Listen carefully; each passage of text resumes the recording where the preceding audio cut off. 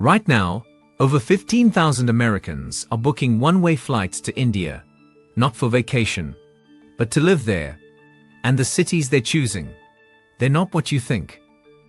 Picture this: San Francisco rent for a one-bedroom, $3,500 a month.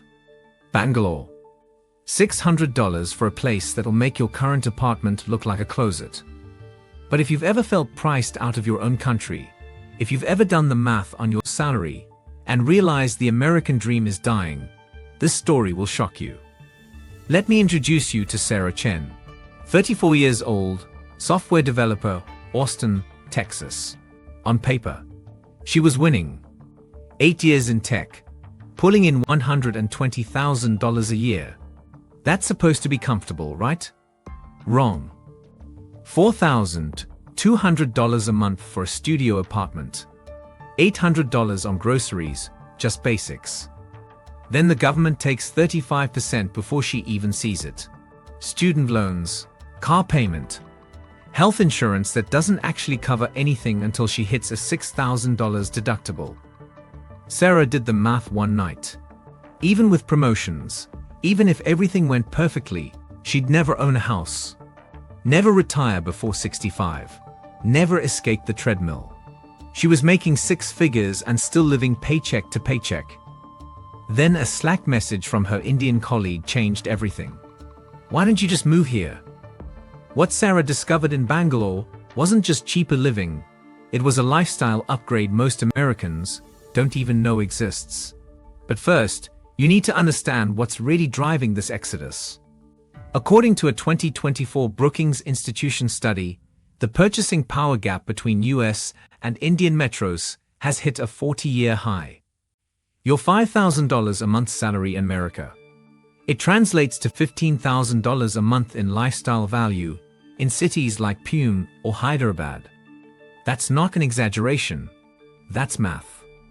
Meet David Martinez, 41, marketing executive, married with 2 kids. Seattle was bleeding him dry. Daycare in Seattle, $2,400 a month per child. That's $4,800 before his kids even learned the alphabet. Private international school in Gurgaon, India, $400 a month. Full-time nanny who speaks 3 languages and cooks traditional meals, $200 a month. David's family went from drowning in stress to saving $6,000 every single month. His kids weren't getting less. They were getting more. Smaller class sizes, personalized attention, field trips to actual historical sites, not just museums. MIT's cost of living lab crunched the data. American expats in Tier 1 Indian cities save 60 to 70% on housing, 75% on healthcare, and 80% on domestic services. But money? Money isn't even the main reason they're staying. Here's what no one tells you. Many Americans are getting promoted after moving to India. Sarah joined a Bangalore startup as a senior developer. Within 8 months, director of engineering. Here's the secret. India has 1.5 million tech companies competing for talent. American experience makes you instantly executive material. You're not just another coder. You're someone who understands Western markets, speaks native English, and knows how Silicon Valley operates. According to NASSCOM's 2024 Global Talent Flow Report, 68% of American tech workers in India received title upgrades within their first year. Not lateral moves, upgrades. Meet Jessica Wu, 29, digital marketer from Los Angeles. In LA, she was one of 200 marketers at her agency. Invisible, replaceable. In Mumbai, she became head of growth at a unicorn startup in 6 months, overseeing a team of 15. Equity package that could actually mean something. Board meetings where her opinion mattered. Jessica isn't just saving money, she's building wealth and authority that were impossible to get back home. She's 29, and she has real power. But here's the catch everyone discovers around month 6, and it almost sent half of them back to America. The honeymoon phase ends when the real India shows up. Month 4 for David's family. His daughter ate street food at a birthday party. 12 hours later, she's burning with fever, vomiting, terrified. They rushed to the local hospital at 2 a.m. The care? Phenomenal. Doctors ran tests immediately, figured out it was a bacterial infection, got her on IV fluids. Total cost, $40. But navigating a foreign medical system during an emergency, when your child is crying and you don't know if this is normal food poisoning or something life-threatening, when the doctor is writing prescriptions in a mix of English and Hindi, the helplessness hit different. No insurance network he recognized. No WebMD searches that made sense. Just raw vulnerability in a country that suddenly felt very foreign. Yet here's the twist. 78% of expats who face this crisis say it's the moment they learn to truly adapt, and they wouldn't trade it. Jessica faced daily power cuts in summer. Monsoon flooding that trapped her in her apartment for 2 days straight. The constant noise of a city that never sleeps. Horns at 3 a.m. Construction starting at 5 a.m. She almost broke. Then she joined an expat community. Started taking Hindi lessons, 3 months to basic conversational.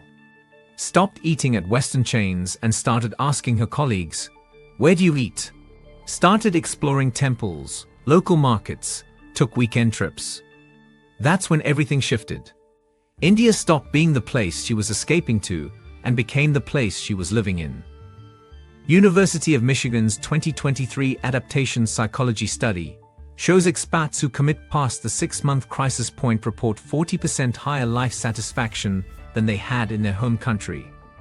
So which cities are Americans actually choosing? Number 5 will surprise you. Number 5, Chennai. The anti-Bangalore, where Americans go to avoid other expats. Chennai is authentic South Indian culture. Beach city vibe. Marina Beach stretches forever. Cost of living: $500 a month for a luxury 2-bedroom apartment. Meet Robert, 52, early retired teacher from Ohio. He lives in a beachfront flat, takes morning walks on Marina Beach, and he's learning Bharatanatyam, a classical Indian dance form. I didn't come here to find an American bubble in India. I came here to actually be somewhere else. Chennai has the highest expat retention rate at 89%. The people who choose Chennai aren't running from America, they're running towards something real. But here's what makes Chennai special: the food. Dosas that cost 30 cents and taste better than anything you've had in your life. Filter coffee so strong it'll ruin Starbucks forever. And the people here, they're genuinely curious about foreigners without being pushy. Robert told me something fascinating. In his first month, his neighbor invited him to a family wedding. Not as a spectacle, just as a neighbor. 600 people, 3 days of ceremonies, and he was treated like family. That doesn't happen in Bangalore, where expats are everywhere. In Chennai, you're still novel enough to be interesting, but common enough not to be gawked at. The downside? Chennai gets brutally hot. April and May. We're talking 105 degrees with humidity that makes you feel like you're breathing soup. And if you don't like South Indian food, specifically vegetarian food, you're going to struggle. This isn't butter chicken country. But for people like Robert who want to actually experience India instead of just living cheaper, Chennai is unmatched. Number 4, Pune. The education haven Americans are using to give their kids a global edge. Pune is home to 7 international schools with curricula from 5 different countries. British, American, IB, French, German. Cost: 1/10 of American private schools.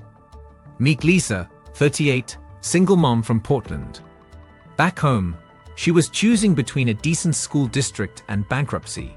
In Pune, her son attends an international school, is fluent in English and Hindi, learning Mandarin as a 3rd language. Total monthly cost for rent, school, food, utilities, $800. Lisa calls it privilege arbitrage. She's giving her kid opportunities she could never afford in America, while working remotely for a Portland company at full US salary. But Pune offers something else most people don't talk about: safety. India can feel overwhelming, especially for women. Pune has one of the lowest crime rates among major Indian cities. Lisa feels comfortable letting her 12-year-old son take the school bus alone, walk to the corner store, have independence. In Portland, she was terrified every second he was out of her sight. The expat parent community here is massive. Lisa says she has more actual friends, people she trusts with her kid, than she ever had back home. Birthday parties, playdates, carpools. It's like a 1990s American suburb, except everyone's from different countries and the food is incredible. Pune also has perfect weather. Never too hot, never too cold. The monsoons are heavy but predictable. And you're 2 hours from Mumbai by train if you need big city energy. The downside: Pune is quiet, really quiet. If you're young and single looking for nightlife, you'll be bored in 3 months. This is a family city, a settling down city, but for parents, it's paradise. Number 3, Goa. Not a tech hub, not even a major city, but over 2,000 American digital nomads have made it their permanent home. Beach paradise meets fiber optic internet. Co-working cafes overlooking the Arabian Sea. $700 a month for a beach villa. Sunset every single evening like clockwork. Meet Marcus, 31, freelance graphic designer from Brooklyn. He came to Goa for a month-long vacation in 2023. He's still there, hasn't left. His morning routine? Wake up at 7, swim in the ocean, work from a beachside cafe until 2 p.m. Then the rest of the day is his. Yoga, surfing, exploring villages, reading. He makes $4,000 a month freelancing. His expenses, $1,200 including everything. He's saving more money than he ever did, making $80,000 in New York. But here's what they don't show on Instagram. Goa has a serious party culture.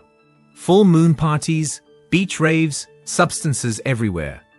Multiple Americans have fallen into lifestyle traps that destroyed them. The US Embassy in Delhi issued a 2024 advisory specifically about long-term stays in Goa after 12 Americans required intervention for substance-related issues. Marcus saw it happen to 2 friends. They came here to escape burnout, but instead of healing, they just started partying 6 days a week. Within a year, both were broke, fried, and had to go back home in worse shape than they arrived. Choose Goa if you have ironclad discipline. The freedom can be intoxicating, literally. But if you can handle the freedom, Goa offers something magical. The sunsets are the kind that make you cry. The seafood is so fresh, it's still moving when they cook it. And the expat community is genuinely creative. Artists, writers, developers, entrepreneurs. You're surrounded by people who chose freedom over safety. The Indian locals in Goa are used to tourists, so they're generally chill about Western behavior. You can wear what you want, do what you want within reason, and nobody's judging. That cultural breathing room is rare in India. But November to March, Goa is paradise. June to September, monsoon shuts the state down. It rains sideways for days. Half the restaurants close. If you're staying year-round, you need to accept 3 months of grey skies and cabin fever. Number 2. Hyderabad. The Goldilocks city. Not too chaotic, not too sleepy, just right. Hyderabad has the fastest growing American expat population, up 340% since 2022. Perfect blend. World-class tech jobs, lower cost than Bangalore, incredible food culture. Biryani so good it'll ruin every other rice dish forever. And the locals here are known for being incredibly welcoming. Remember Sarah? She actually moved from Bangalore to Hyderabad after 18 months. Better work-life balance, same career opportunities, 30% cheaper, and honestly, the food scene is unmatched. Forbes Asia named Hyderabad the #1 best city for expat quality of life in South Asia for 2024. But let me tell you what really makes Hyderabad special. The tech ecosystem here is exploding. Microsoft's largest office outside the US, Hyderabad. Google, Amazon, Apple, all have massive campuses here. But unlike Bangalore, where you're competing with 50,000 other expats, in Hyderabad, you're rare. Sarah's salary in Hyderabad is $105,000. She negotiated up after the move. Her rent for a 3-bedroom apartment with a rooftop terrace, $650 a month. Her maid comes 6 days a week, $120 a month. Her gym membership at a 5-star hotel, $40 a month. She's saving $4,500 every single month and living like she's wealthy. Because in Hyderabad she is. The food culture here deserves its own video. Hyderabadi biryani isn't just food, it's a religion. And I'm not talking about restaurant biryani. I'm talking about being invited to someone's home where their grandmother has been cooking it since 5 a.m. That's the kind of experience Sarah gets regularly now. The downside? Hyderabad's summers are brutal. May and June hit 110 degrees. But every home and office has AC, so you just become an indoor person for 2 months. And honestly, after a year your body adapts. The other thing, Hyderabad is still conservative compared to Mumbai or Bangalore. Public displays of affection will get you stares. Wearing revealing clothing outside of expat areas will get you attention. You have to be more culturally aware here. But for people who want career growth plus quality of life plus savings, Hyderabad is unbeatable. Number 1. Bangalore. The obvious choice, the tech capital of India. If you're in software, AI, fintech, SaaS, this is your place. Over 4,000 startups. Endless networking events. You can't walk into a coffee shop without overhearing 3 funding pitches. David is now VP of Marketing at an AI unicorn. Salary, $95,000 USD, but with stock options potentially worth millions if the company exits. His quality of life. Weekend trips to hill stations with the family. A driver who costs $300 a month. A 3-bedroom penthouse with a view of the city skyline. LinkedIn's 2024 Global Workforce Report shows Bangalore has the highest concentration of American remote workers of any non-Western city, beating Dubai, Singapore, and Mexico City. But here's Bangalore's dark secret. The traffic is legendary bad. 2-hour commutes to travel 10 kilometers. Gridlock that makes Leh look efficient. Air quality in winter that rivals Delhi's worst days. Smart Americans negotiate 4-day office weeks or full remote before accepting offers. Problem solved. Let me tell you what nobody mentions about Bangalore. The startup energy is addictive. David goes to networking events twice a week. He's met founders, investors, people building companies that might be the next billion-dollar exits. That energy doesn't exist in most of America anymore. Everyone's risk-averse, playing it safe. In Bangalore, everyone's swinging for the fences. It's intoxicating. The expat scene is massive. You can find American sports bars showing NFL games at 3 a.m. Mexican restaurants run by actual Mexicans. Comedy clubs, live music, art galleries. You can build an entire life without ever feeling like you left the West if you want. But here's the thing David learned. If you do that, you're wasting the opportunity. The Americans who thrive in Bangalore are the ones who join local cricket leagues, learn Kannada, eat at hole-in-the-wall restaurants, make Indian friends. That's when the city opens up. The weather in Bangalore is perfect. Year-round spring. Never too hot, never too cold. People call it India's air-conditioned city. The downside beyond traffic, it's expensive for India. Not expensive compared to the US, but a nice dinner here costs $30 instead of $8 in other cities. Rent for expat-level apartments is climbing. That $600 apartment Sarah had. Now it's $900 for new tenants. But if you're in tech, and you want to be where things are happening, Bangalore is the only real choice. Now here's the danger that almost broke Jessica, and it has nothing to do with India. After 2 years in Mumbai, Jessica visited LA for Christmas, walked into her favorite coffee shop, saw her old friends, and felt nothing. I felt like a stranger in my own country. My friends were complaining about Netflix shows and traffic on the 405. I couldn't relate.